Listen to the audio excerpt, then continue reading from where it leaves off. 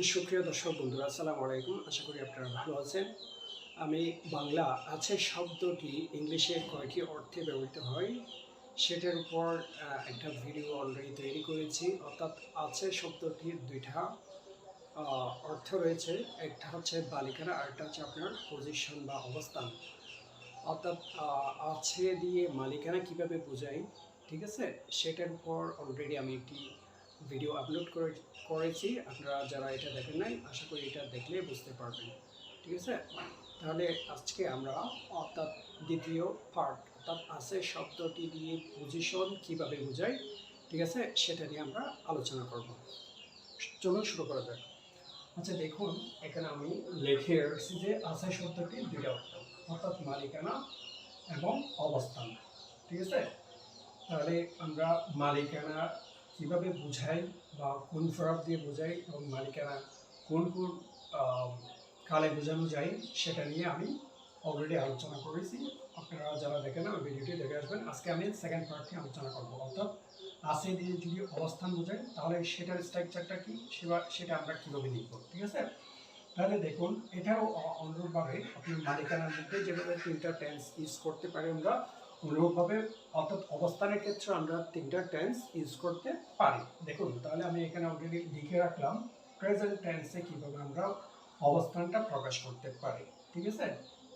আচ্ছা দেখুন, আগের ভিডিওতে আমি লিখে রাখছিলাম দেয়ার ইজ মানে আছে, দেয়ার আর মানেও আছে, ঠিক আছে। আপনাদের বুঝতে অসুবিধা হলে ওই ভিডিওটি দেখে আসতে পারেন। দেখুন, there is a book on the shelf, অর্থাৎ থাকে একটি বই আছে। এখানে বইয়ের অবস্থান বোঝাচ্ছে, অর্থাৎ বইয়ের মালিক কেউ নয় এখানে, ঠিক আছে। তাহলে আপনাদের কাছে ক্লিয়ার, এখানে বইয়ের মালিকানা বোঝাচ্ছে না, বরং বইয়ের অবস্থান বোঝাচ্ছে। আর এখানে ইজ লেখছি যেহেতু একটা বুক, সেটার জন্য। অর্থাৎ এই ইজ এবং আর এর পর যে নাউনটা থাকবে সেটা অনুপাতে আপনার ইজ বা আর হয়, ঠিক আছে। আশা করি এটা একটা সিম্পল বিষয় আপনারা পারেন। আমাদের বেসিক বিষয় নিয়ে আমরা আলোচনা করি, ঠিক আছে। তারপর there are many books on the table, অর্থাৎ টেবিলের উপর অনেকগুলো বই আছে। এখানে অনেকগুলো বই হওয়াতে আমরা এখানে আর ইউজ করলাম, আর এখানে একটা বই হওয়াতে এখানে ইজ ব্যবহার করলাম, ঠিক আছে। তাহলে আমরা এবার দেখি আমরা অর্থাৎ অতীতে কিভাবে অবস্থান বোঝাই, কেমন। আচ্ছা, এখানে আমার বাক্যগুলো পড়ি। There was a famous man in that village, ঠিক আছে। অর্থাৎ ওই গ্রামের মধ্যে একজন বিখ্যাত লোক ছিল, অর্থাৎ লোকের অবস্থান বোঝাচ্ছে এখানে, ঠিক আছে। তারপর there are many fans in that box, অর্থাৎ ওই বাক্সের মধ্যে অনেকগুলো কি ছিল, কলম ছিল। তারপর দেখুন, there was a renowned teacher in our college, অর্থাৎ আমাদের কলেজে একজন বিখ্যাত কি ছিলেন, অর্থাৎ শিক্ষক ছিলেন, ঠিক আছে। তারপর দেখুন, there are many students in our school, আমাদের স্কুলের মধ্যে অনেক ছাত্রছাত্রী ছিল। তাহলে আশা করি মানে এই যে আছে বা ছিল এগুলো দিয়ে মানে অবস্থান কিভাবে বোঝাচ্ছে সেটা আশা করি আপনাদের কাছে ক্লিয়ার।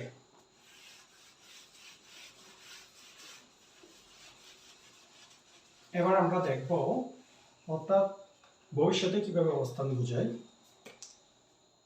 ফিউচার, ভবিষ্যৎ। যেমন দেয়ার উইল বিটা আমরা প্রত্যেকটা পার্সনের সাথে ইউজ করতে পারবো। দেয়ার উইল বি আ বুক, ঠিক আছে, অন দ্য টেবল, অর্থাৎ টেবিলে একটি কি থাকবে, বই থাকবে। তারপর there will be a garden in front of my house, অর্থাৎ আমার বাড়ির সামনে একটি কি থাকবে, বাগান থাকবে, অর্থাৎ বাগানের অবস্থান। তারপর there will be a lot of people in Canada after 10 years, অর্থাৎ 10 বছর পর কানাডায় প্রচুর মানুষ থাকবে, অর্থাৎ মানুষের অবস্থানকে বোঝাচ্ছে এখানে। তারপর there will be lots of trees in his garden, অর্থাৎ তার বাগানে প্রচুর কি থাকবে, গাছ থাকবে। আশা করি আপনারা লেসনটি বুঝতেই পেরেছেন, এনজয় করছেন। আমার চ্যানেলটি সাবস্ক্রাইব করবেন। পরবর্তী কোনো ভিডিওতে ইনশাল্লাহ আবার দেখা হবে। সে পর্যন্ত ভালো থাকবেন। Thank you.